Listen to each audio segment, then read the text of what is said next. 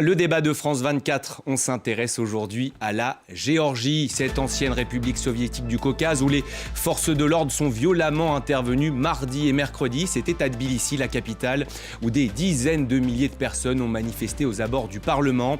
Parlement qui a adopté hier en deuxième lecture un texte dont ils ne veulent pas, ce projet de loi sur l'influence étrangère, copié-collé d'une loi russe. Alors, la Géorgie est-elle aujourd'hui à la croisée des chemins? Ses aspirations européennes ont-elles encore un avenir? Quid également, bien sûr, de l'influence russe sur place?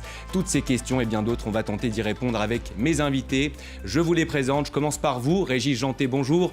Vous êtes notre correspondant en Géorgie. Vous êtes en direct de Tbilissi et vous avez couvert pour nous en ce début de semaine ces manifestations immenses dans les rues de la capitale géorgienne. Vous avez notamment été frappé par la détermination des manifestants. Vous nous le direz tout à l'heure. Bonjour également à vous, Irma Inaridze.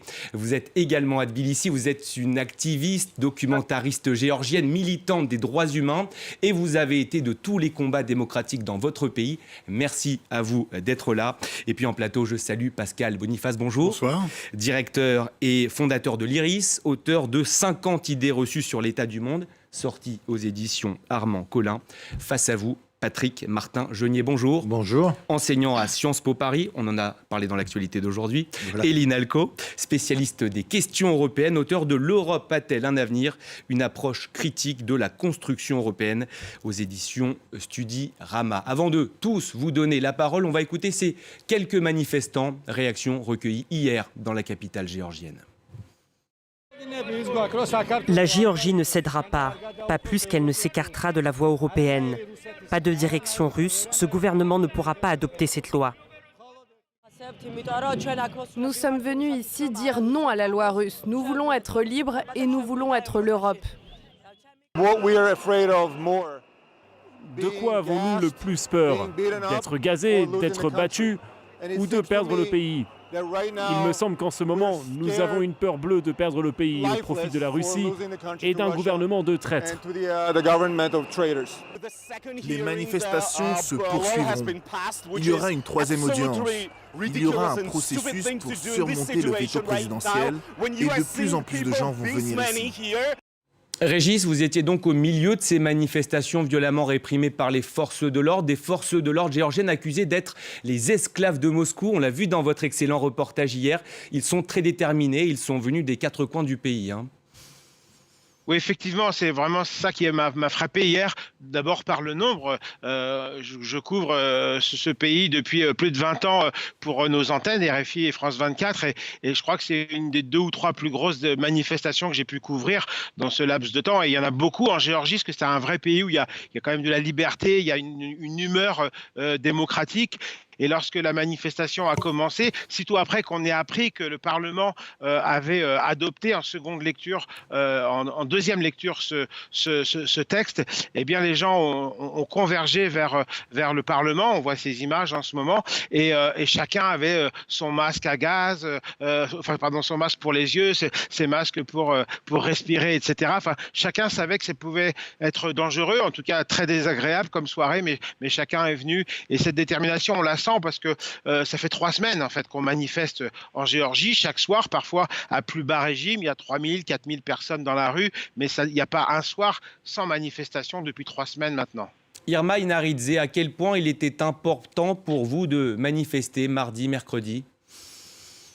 Bonsoir, je vous salue tous, je salue vos spectateurs. Merci beaucoup de me faire cette chance d'intervenir et de témoigner de la situation. C'est non seulement pour moi, mais c'est pour tous les Géorgiens, et nous sommes nombreux. 80% de population géorgienne sont pour l'intégration à l'Europe et à l'OTAN. Parce que nous avons passé des moments très difficiles. Ça fait 35 ans qu'on se bat pour faire sortir de cette influence de la Russie. Et à chaque fois, chaque génération a son rôle à jouer. Et on parle beaucoup de la génération de Z aujourd'hui, qui sont à la base, qui sont à la tête de ce mouvement de faire proteste et de protester cette loi russe qui nous ramène à nouveau, à chaque fois, à nouveau à la Russie, à l'influence de la Russie qu'on veut sortir depuis 35 ans. Il y a beaucoup de guerres qu'on a passées, il y a beaucoup de manifs qu'on a passées, il y a beaucoup de répressions qu'on a passées. Et bien évidemment, c'est très important d'être déjà à côté de ces jeunes qui sont l'avenir du pays, qui représentent l'avenir de la Géorgie, qui sont complètement européennes et qui vont pas lâcher cette choix d'aller vers l'Europe, puisque vous savez très bien que nous avons reçu le statut de candidat à l'Europe. Et donc, bientôt, il y aura des négociations qui doivent commencer pour adhésion à l'Europe. Et c'est notre chance et c'est notre motivation pour aller vers cette Europe rêvée depuis très longtemps de nous tous. Pascal Boniface, concrètement sur le fond du texte, que contient-il et pourquoi les manifestants n'en veulent pas ? C'est un texte qui est une sorte de copie conforme d'une loi qui a été passée en Russie, qui dit que si une ONG ou une association reçoit des aides, des subventions de l'étranger, elle doit se déclarer comme étant financée par l'étranger. Donc, dès que vous êtes en contact avec l'étranger, vous êtes antipatriotique, vous êtes un ennemi de l'intérieur. Vous cherchez à déstabiliser le pays. Voilà, c'est ça. Et donc, alors bien sûr, ça fait référence aux révolutions oranges.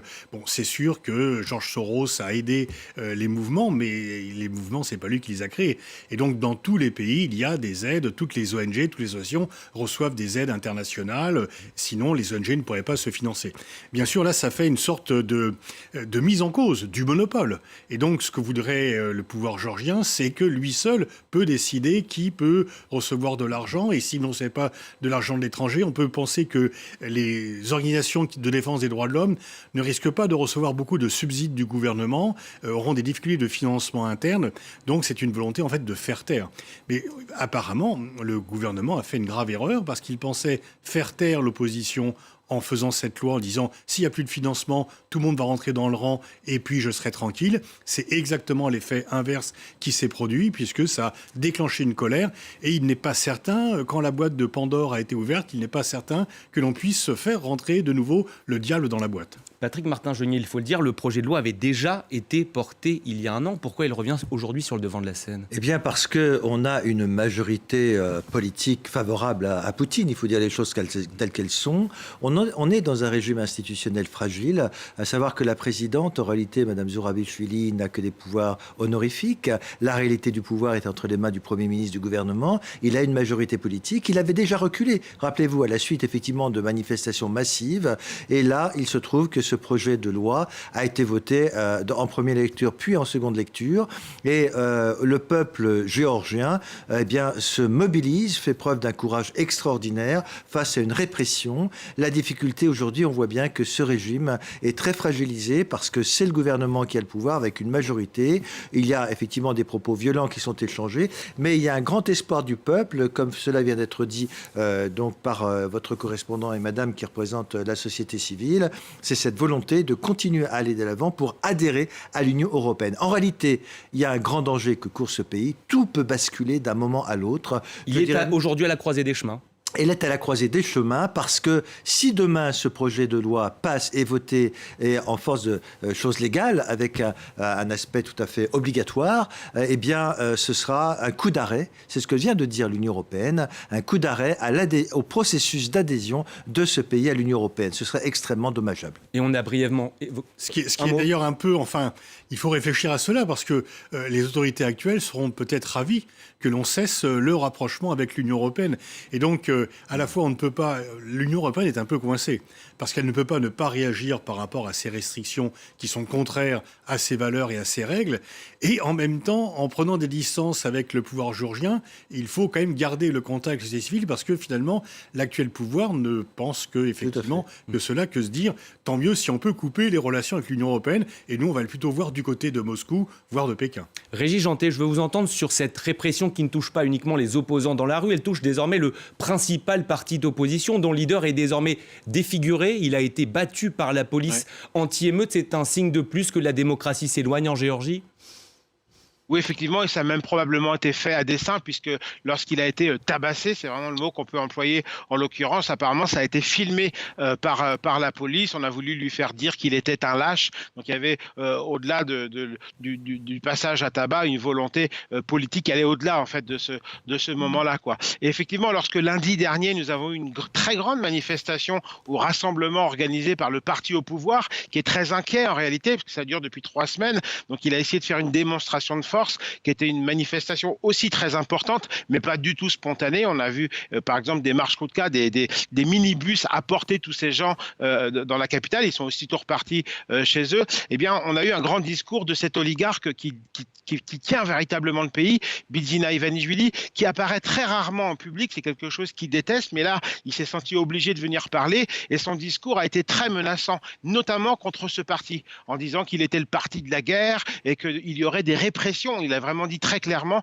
contre ce parti, une fois que cette loi serait adoptée, puis après les élections parlementaires d'octobre prochain. Donc là, on voit vraiment la volonté de mettre en œuvre cette loi, en effet, contre le principal parti d'opposition, en effet. Irma Inaridze, pour vous, si cette loi passe définitivement, c'est la mort de l'opposition et de la société civile en Géorgie ? Absolument, c'est exactement la même chose. De toute façon, nous avons l'exemple de la Russie. C'est exactement la même chose que ce qui s'est passé en Russie après l'adoption de la loi des agents étrangers. Donc, c'est exactement le même scénario. Et il y a quand même un moment très important qui s'est passé le 29 avril, que Régis vous a parlé de cette manif organisée par le parti au pouvoir Georgian Dream, en mobilisant et en mettant toutes les ressources administratives de faire venir des gens de région et de faire la manifestation, on ne sait pas à qui, pour nous faire déclarer depuis 12 ans au pouvoir ouvertement le message pro-russe, ouvertement le message, et on a appelé même ça, son discours, comme la manifeste anti-européenne. Parce que jusqu'à maintenant, ils ont créé ils ont utilisé quelques partis politiques comme l'Alliance patriotique, où ils ont utilisé tantôt Altinfo et le mouvement conservateur. Après, ils ont créé dans leur propre parti Georgian Dream une fraction qu'on a appelée la force du peuple, pour réclamer le message pro-russe, soi-disant nous sommes européens et eux, il y a quand même une population, une population de Géorgiens qui serait pro-russe. Mais c'est vraiment le mensonge qui a été dévoilé par l'oligarque le 29 avril, puisqu'il a vraiment prononcé lui-même, il nous a promis pourquoi il veut adopter cette loi. Pourquoi il veut adopter cette loi avant les élections, pour vraiment finir avec la société civile, pour finir avec le média libre et pour vraiment faire des répressions et de libérer le champ avant les élections législatives qui aura lieu au mois d'octobre 2024. Donc c'est cette précipitation de ce gouvernement juste avant les élections, et nous on est prêts à se battre et on n'a pas d'autre solution. De toute façon, on est dans une situation complètement inextricable où nous gagnons en étant la société civile, grâce à qui la Géorgie a quand même reçu ce statut de candidat, parce que ça a été clairement dit par l'Europe, par l'Union européenne, que c'est pas le gouvernement qui méritait ce statut de candidat, mais c'est le citoyen de Géorgie. Et donc, on va être jusqu'au bout et on va défendre les valeurs européennes. Et on dit souvent que cette Europe est défendue et les valeurs européennes défendues ici à Tbilissi, et on serait quand même une capitale européenne aujourd'hui, c'est Tbilissi, et quelque part, ça décide aussi non seulement l'avenir européen de la Géorgie, mais dirais-je l'avenir de l'Europe, en étant de la démocratie et de valeurs. Patrick Martin-Geniez, oui, voulez-vous répondre? Voilà, je voulais dire que c'est aussi grâce à la présidente Zurabishvili, qui est quelqu'un de très important, qui connaît bien la France, qui a été d'ailleurs ambassadeur de France en Géorgie, et qui donc a fait quelque chose de très très important, qui a soutenu la candidature de son pays. Elle a rendu visite au président Emmanuel Macron en France, donc elle est pro-européenne. La difficulté aujourd'hui, c'est qu'il y a une course contre la montre. Qui va l'emporter entre la présidente et le Premier ministre nommé récemment? C'est ça la difficulté. mai, il va y avoir des élections législatives. Et quand Mme Emaridze dit que c'est grâce à la société civile, je suis d'accord. Il n'en demeure pas moins que, sauf à considérer que ce pouvoir n'a pas été élu démocratiquement, il y a une majorité politique. Et aujourd'hui, rien ne peut empêcher, sauf un renversement de ce gouvernement, que cette loi passe. Donc il y a véritablement une course contre la montre. Et l'objectif, c'est bien évidemment aussi la menace. Ce serait de renverser la présidente de Géorgie. La présidente géorgienne qui veut opposer son veto, mais le parti au pouvoir pourrait passer outre. Oui, parce qu'ils ont suffisamment de voix pour dépasser un veto. C'est un peu comme aux États-Unis. Il y a des règles, effectivement. Ils ont une super majorité. Ceci étant, très honnêtement, même si la loi passe, je ne pense pas que l'opposition s'arrêtera. C'est-à-dire que ça sera effectivement plus difficile, ça sera un symbole très fort. C'est peut-être le début d'une longue séquence politique. Je pense qu'au contraire, ça pourrait stimuler la mobilisation, puisque c'est bien parce que cette loi a été remise sur le devant de la scène que les gens se sont mobilisés.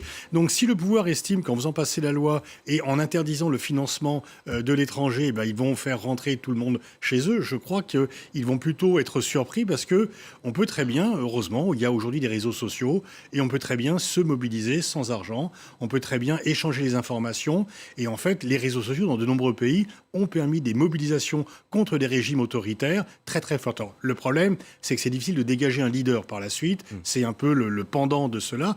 Mais donc, il n'est pas besoin d'avoir de l'argent de l'étranger pour se révolter contre son pays. Et donc, je pense que le pouvoir géorgien s'est trompé de cible et en fait, de son point de vue, le remède est pire que le mal.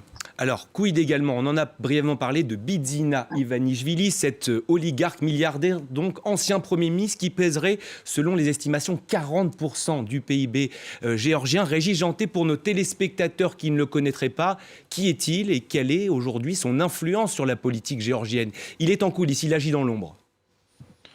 Il agit dans l'ombre, même si les ministres sont ses hommes. Par exemple, celui qui était Premier ministre jusqu'il y a quelques mois était vraiment son factotum, celui qui travaillait pour lui, qui réglait ses affaires, notamment en Géorgie. Il est devenu son Premier ministre, le ministre de l'Intérieur et l'ancien responsable de sa sécurité personnelle, etc. etc. C'est pas simplement un oligarque qui pèse à peu près 5 milliards, c'est plus que ça. C'est quelqu'un qui vient du cœur même du pouvoir politique russe. Lorsqu'en 1996, le président russe, Eltsine, termine son premier mandat et qu'il est au plus bas dans les sondages, on parle de 3% à l'époque, les communistes sont sur le point de revenir au pouvoir et une coalition de milliardaires décide de faire réélire coûte que coûte Eltsine en mettant beaucoup d'argent sur la table, en créant un faux candidat qui sera le fameux général Liebed, etc. Et le petit groupe qui va être créé pour cela, qui va devenir en fait l'oligarchie russe, la base de l'oligarchie russe, son noyau, avec des gens très connus comme Berezovski, Rodorkovski, Potanin, etc.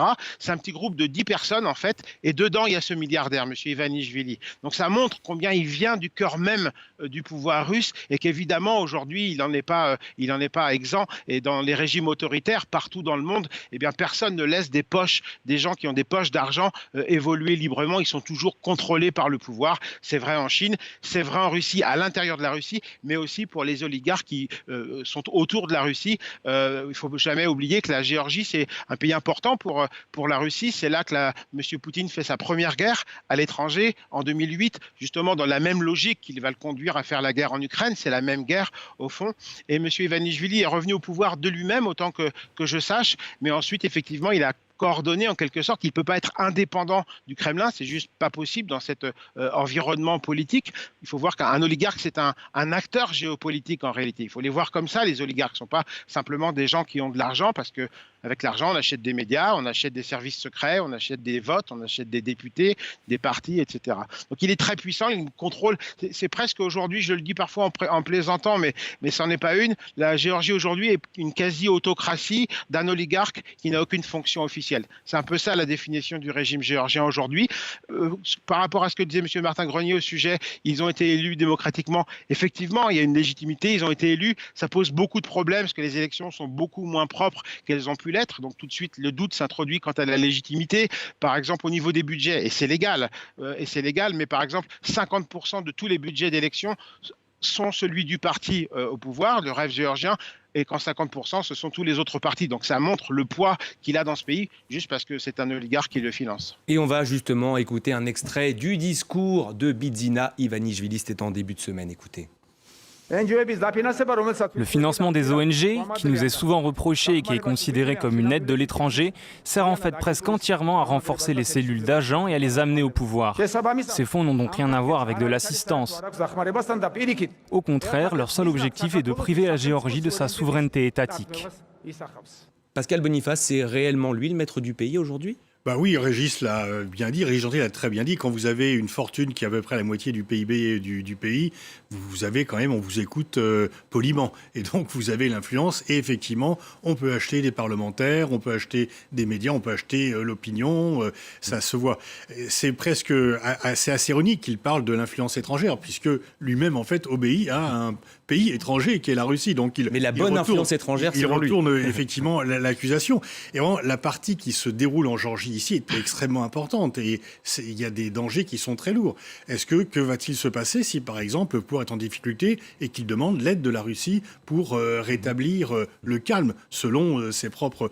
Donc on s'est dit, il y a l'Ukraine, mais qu'est-ce qui pourrait se passer ? La Géorgie n'est pas dans l'OTAN. La Géorgie a une partie de son territoire qui est déjà occupée par la Russie. Environ 20%. Bon, 20%. Alors, la guerre en 2008, Saakashvili a cru un peu rapidement qu'il serait soutenu par les États-Unis. Il a déclenché quelque chose qui s'est retourné contre lui. Mais on sent quand même l'extrême fragilité de la Géorgie, qui est un petit pays de un peu moins de 4 millions d'habitants. Donc, par rapport au poids russe, c'est beaucoup plus fragile que l'Ukraine, quand même. Et donc là, on voit bien qu'il y a aussi un sentiment pro-européen. Pourquoi ? Parce que l'Europe, c'est la démocratie, c'est aussi la prospérité, c'est aussi la lutte contre la corruption. Il n'y a pas dans les pays européens quelqu'un qui a la moitié du PIB. Il y a des grandes fortunes, mais pas à ce point-là, etc. Et donc on peut comprendre qu'en plus, et Madame y a fait allusion, on a quand même parlé de la génération Z, on a quand même une jeunesse qui est formée, qui est ouverte sur l'étranger, qui est connectée, donc qui ne sait plus comme du temps soviétique où on écoutait la propagande et qu'on n'avait pas d'ouverture sur l'étranger. Donc les gens réalisent ce qui se passe à l'étranger. Ils voient ce qui se passe à l'étranger et on peut penser effectivement que ça peut leur faire envie d'être plutôt du côté de l'Union européenne que du côté de la Russie en termes de liberté, en termes de niveau de vie et en termes de beaucoup de choses. Est-ce que c'est aussi la conséquence de la guerre en Ukraine ? Il faut se positionner sur son anti-Occident, pro-Occident ?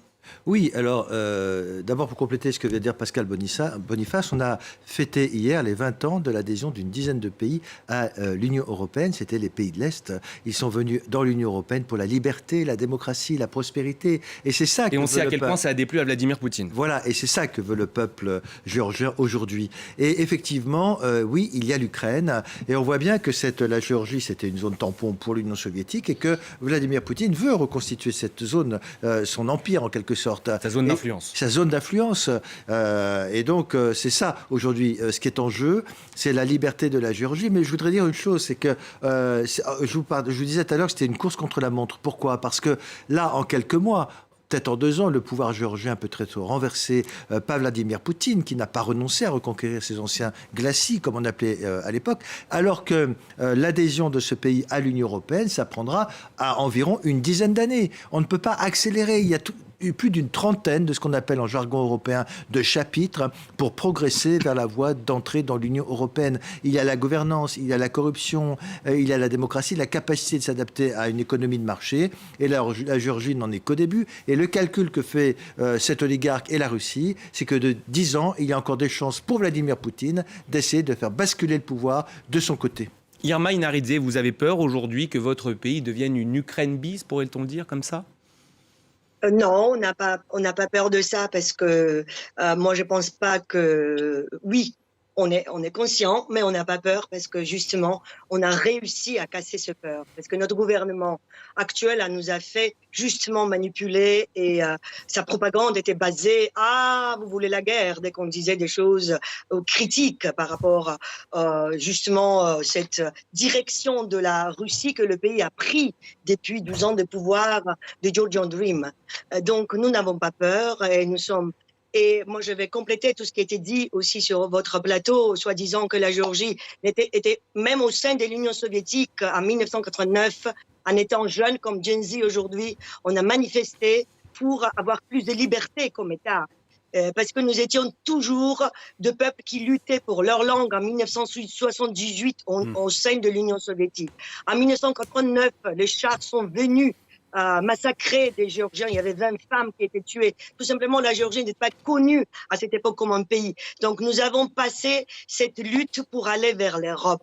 Et on sait très bien que l'Europe et l'adhésion va pas venir au jour au lendemain. Tout ce qui compte pour nous, cette motivation d'aller à l'Europe, parce que nous savons très bien que l'Europe, c'est les droits de l'homme. C'est ça des valeurs géorgiennes. C'est ça les valeurs européennes que les Géorgiens adhèrent, pourquoi ils ont envie de vivre en Europe.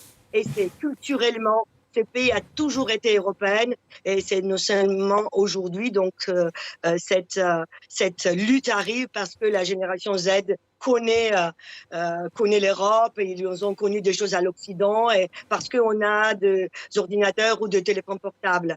Nous avons été toujours connectés à cette culture européenne, nous avons toujours avancé, nous avons fait beaucoup de devoirs pour avancer le pays avec des réformes après la révolution des roses, à partir de 2003 jusqu'au 2012, avec la guerre, avec l'embargo politique de la Russie. Donc on est habitué, on est costaud, on est habitué et on va aller jusqu'au bout pour mettre vraiment cet essai européen.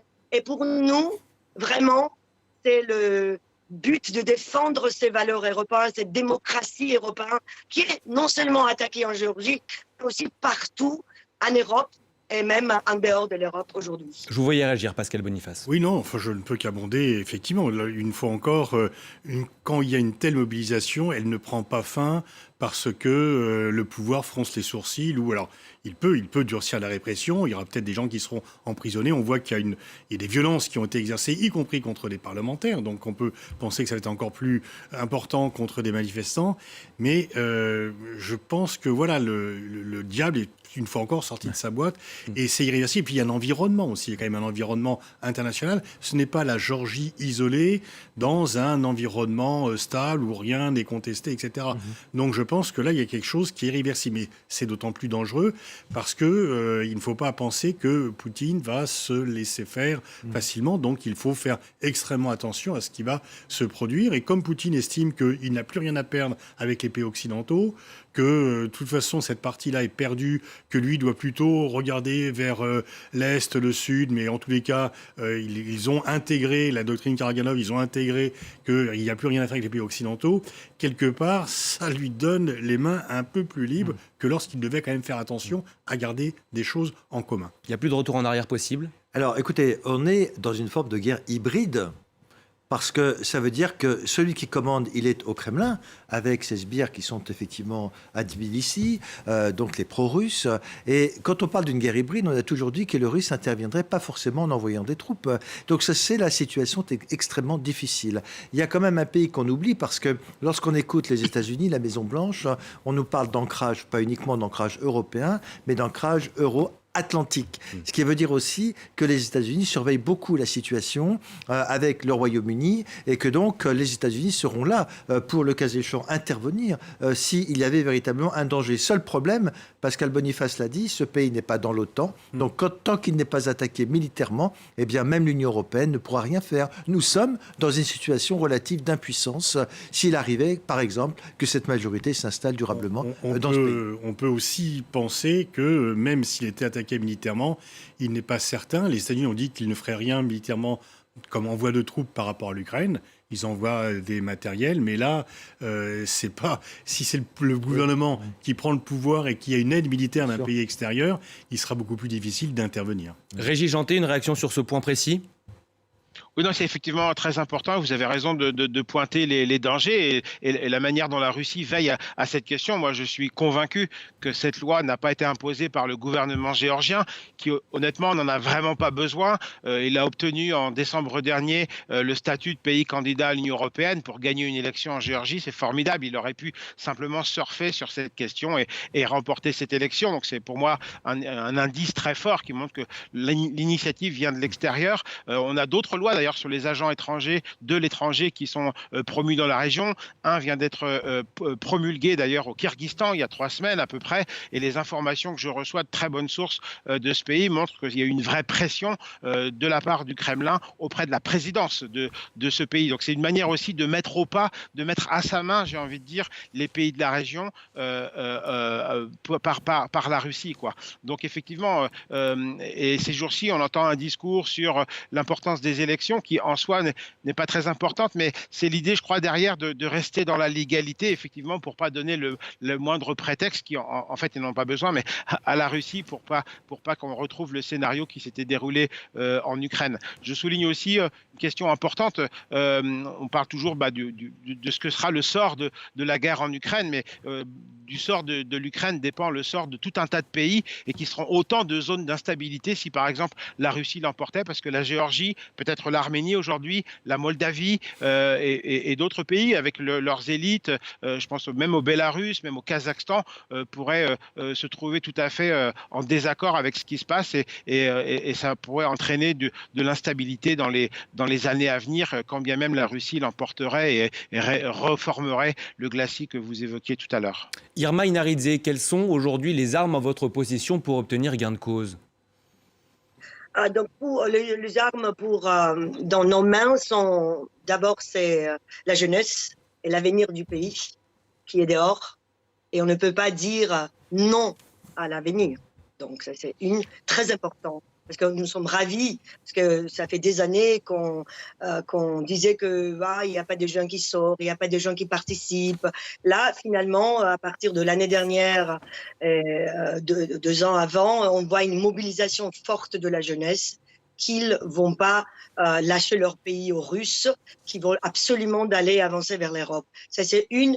Et deuxième, qu'on a cassé ce peur, hein, et qui nous ont fait depuis 12 ans, vous avez envie de faire la guerre. Ils ont accusé l'Occident comme le parti global de la guerre. C'est exactement le même discours poutinien que notre gouvernement a mené depuis des années, et maintenant c'est ouvertement.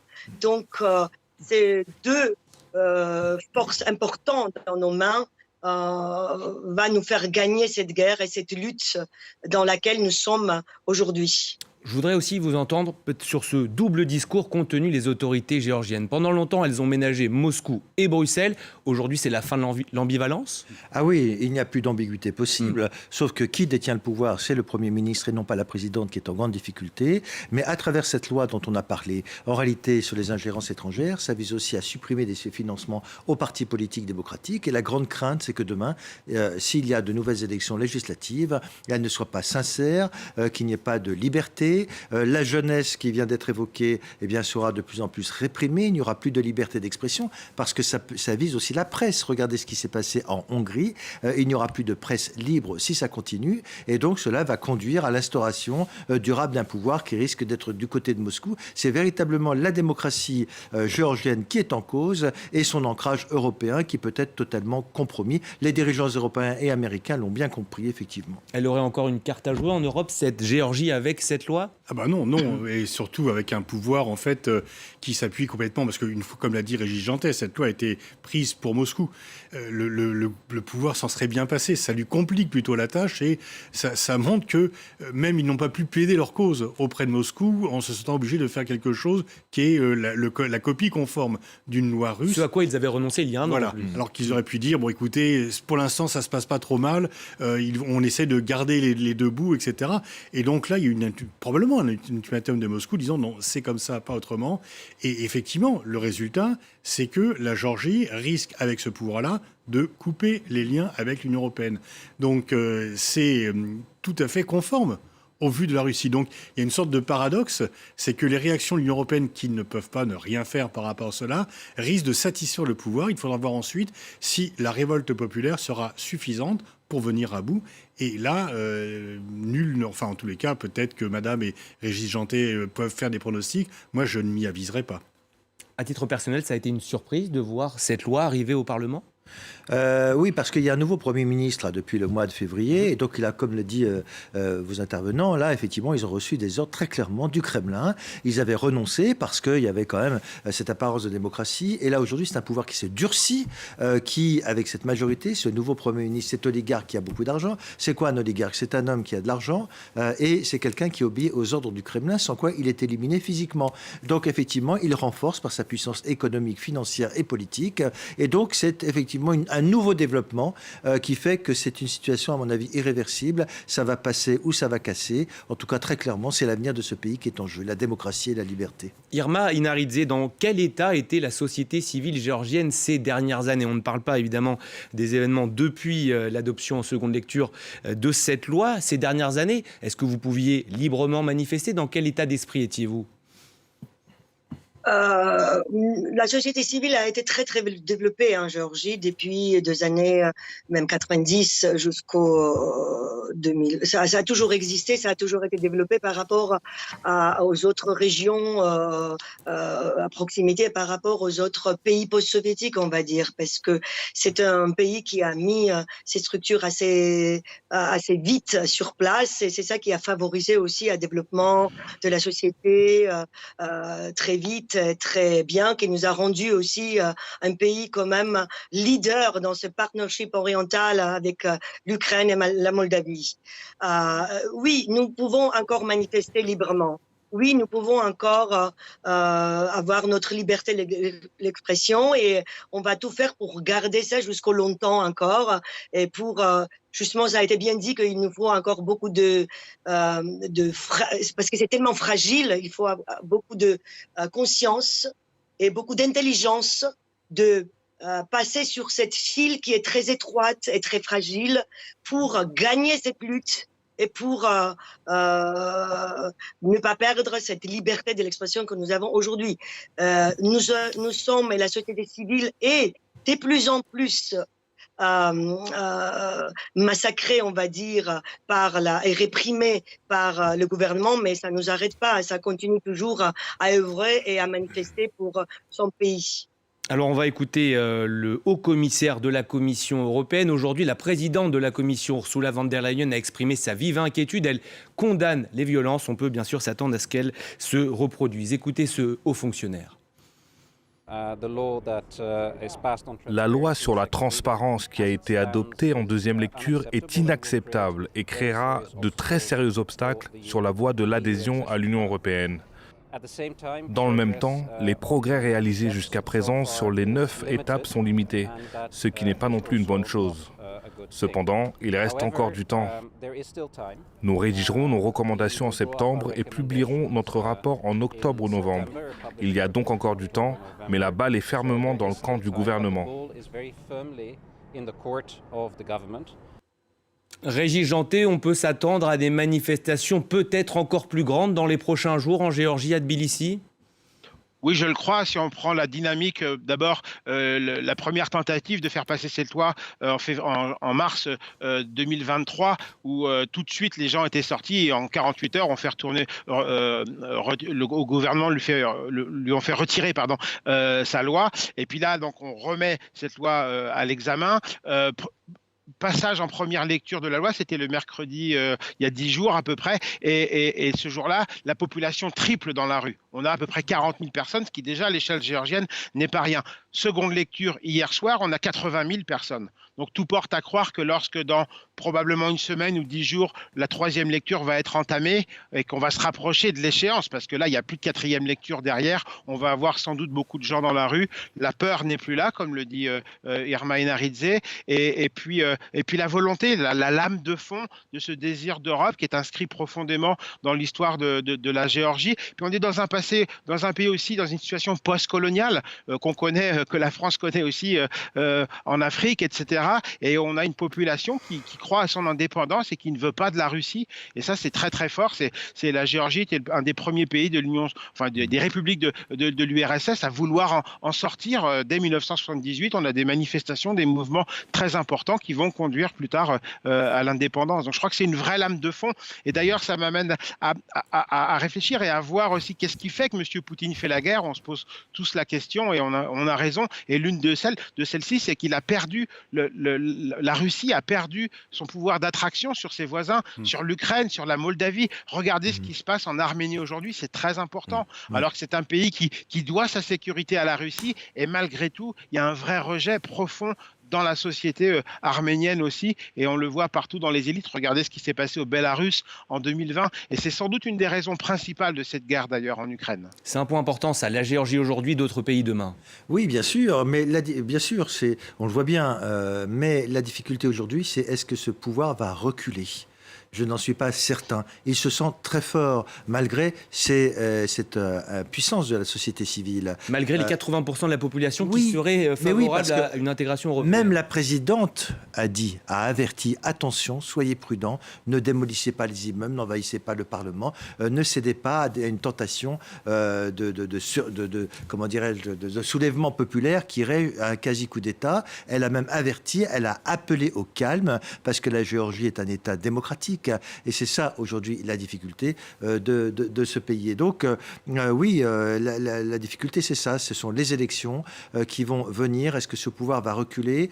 Encore une fois, on est dans une guerre hybride. Et on voit bien, c'est ce que je voulais dire, que l'Union européenne est un peu gênée. Parce que ils avertissent ce pays qu'attention, en faisant passer cette loi, ils ne remplissent plus un des critères essentiels pour remplir les critères démocratiques. Et ils sont nombreux. Ça va être très très difficile. Mais en même temps, on voit que l'Union européenne ne veut pas complètement couper les ponts avec la Géorgie, parce que l'Union européenne et les États-Unis ont compris que la Géorgie, c'était quelque chose de stratégique pour l'avenir de la géopolitique régionale. L'Europe gênée aux entournures, vous êtes d'accord ? Oui, parce une fois encore, on a cette difficulté. Est-ce qu'il faut couper les ponts parce qu'on n'aime pas cette loi, mais du coup, en même temps, s'éloigner de gens qui nous demandent de venir et qui nous appellent à l'aide. Et donc là, on voit effectivement, et pour rebondir sur ce que disait Madame, c'est moi que le patriotisme georgien qui a toujours été fort, même du temps de l'URSS. Il y a toujours eu des tentatives sécessionnistes. Quand il y avait des matchs de football entre le club de Moscou et de Tbilissi, c'était beaucoup plus fort que dans d'autres. Là, le patriotisme, il joue contre la Russie. C'est-à-dire que, effectivement, la Russie a perdu son pouvoir d'attraction qu'elle pouvait avoir sur les voisins avec un certain modèle. Là, l'attraction, c'est plutôt, il n'y a que le hard power russe qui continue à s'exercer. Donc ça devient très, très difficile. Donc là, l'aspiration à la démocratie, l'aspiration à un niveau de vie plus important et le patriotisme sont réunis pour s'éloigner de la Russie et aller vers l'Europe. Le recours à la Russie, en fait, et devient anti-patriotique, alors qu'auparavant, peut-être que les Géorgiens étaient un peu partagés entre on a besoin de la Russie, on a besoin de l'Europe. Là, il ne sera plus possible, à terme, de jouer sur les deux tableaux. Irma Inaridze, un dernier mot, les manifestations vont se poursuivre dans la rue. Vous comptez descendre, vous aussi, battre le pavé ? Tout à fait. Juste après l'émission à laquelle je participe sur ce plateau-là, je vais aller joindre la manif qui se passe. Le manif se passe dans plusieurs endroits. Ils sont fortement réprimés, là, j'ai entendu à la télé tout à l'heure, puisque je n'ai pas pu y aller.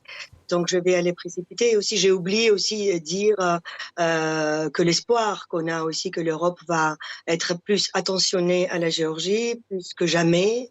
Et aussi, la solution qu'on parle en Géorgie et mon concitoyen qui me disent que ça peut être aussi des sanctions. Peut-être c'est la solution des sanctions et sanctionner l'oligarque Bidzina Ivanishvili avant qu'il amène tout l'argent de l'offshore en Géorgie, parce qu'ils ont éclipsé aussi cette loi avec la loi des agents étrangers. Ils ont éclipsé troisième coup de la loi sur l'argent de faire venir des offshore et d'enregistrer cette loi en Géorgie.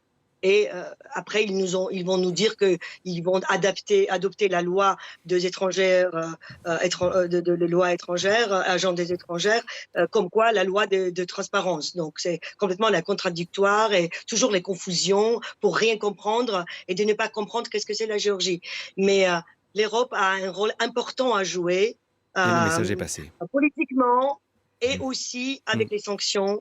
Et sanctionner monsieur Ivanishvili et sanctionner aussi ces 83 députés qui ont signé cette lecture de la loi étrangère. Et on vous a bien entendu. Quand les intervenants sont passionnants, ça passe toujours trop vite. Merci beaucoup Pascal Boniface.